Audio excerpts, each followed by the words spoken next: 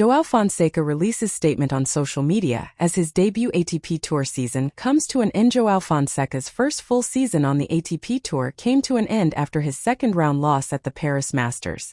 Following Fonseca's triumph at the Swiss indoors in Basel, the 19-year-old lost his second match in the French capital against Karen Khachanov.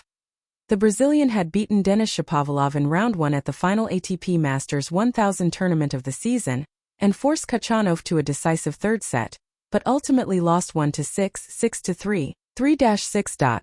While he would have hoped to go further in Paris, Fonseca's debut season on the ATP Tour has been a success. Having started the year ranked 113th, the Basel champion is now 28th in the world, a position that, if kept, will see him seeded for the Australian Open. After his 2025 campaign came to an end in Paris, Fonseca took to social media to send a message to his fans. Joao Fonseca sends a message to fans after losing in Paris. In a post on Instagram, Fonseca said, "Ending the season feeling very proud of the work my team and I accomplished. I'm very grateful for everything that happened this year, which was full of experiences and lessons I'll carry into the next steps of my career. Thanks to my team for their commitment, to my family and sponsors for their support, and to everyone who cheered me on.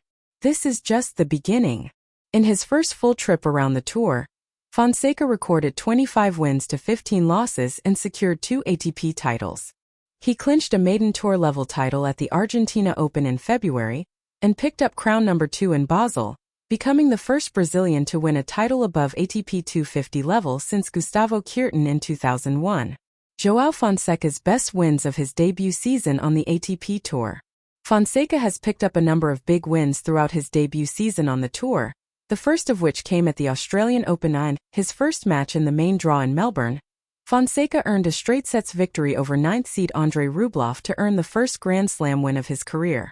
His next big victory came at challenger level, when he defeated former major champion Kei Nishikori en route to the final in Phoenix, where he ultimately beat now world number 16 Alexander Bublik to secure the title.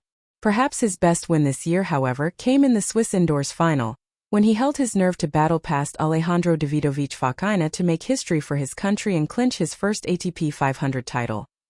Many current and former ATP stars have had their say in the past on who they think belongs on Mount Rushmore for men's tennis. While most agree that 3 of the 4 spots clearly belong to Novak Djokovic, Roger Federer, and Rafael Nadal, the fourth name picked varies depending on who you ask. For John McEnroe, Rod Laver is the obvious choice, which Andre Agassi agreed with when picking his list. Now, in an interview with Dexerto, world number 4 Taylor Fritz has weighed in on the debate. For John McEnroe, Rod Laver is the obvious choice, which Andre Agassi agreed with when picking his list. Now, in an interview with Dexerto, world number 4 Taylor Fritz has weighed in on the debate. Taylor Fritz picks the 4 greatest men's tennis players of all time. When posed the question, Fritz was quick with his response, stating, "Federer, Djokovic, Nadal, Sampras. That's it. That's the Mount Rushmore." Explaining why he picked Sampras, the American said, "I was going strictly off of just Grand Slams, like where I would rank people in the GOAT greatest of all time debate. So I would feel like it'd be disrespectful not to put him on next. He's the next most winningest in Grand Slams." Sampras ranks 4th on the all-time list for the most Grand Slam titles won by any men's player in history with 14. He broke the record for the outright most major titles in history, surpassing Roy Emerson's tally in 2000, when he won his 7th Wimbledon crown. Sampras held the record until 2009, when Federer overtook him by clinching Grand Slam number 15 at the All England Club. In total, Sampras won 64 tour-level titles over the course of his legendary career, including 11 Masters triumphs and 2 ATP Finals victories. He broke the record for the outright most major titles in history, surpassing Roy Emerson's tally in 2000, when he won his 7th Wimbledon crown. Sampras held the record until 2009, when Federer overtook him by clinching Grand Slam number 15 at the All England Club. In total, Sampras won 64 tour-level titles over the course of his legendary career, including 11 Masters triumphs and 2 ATP Finals victories.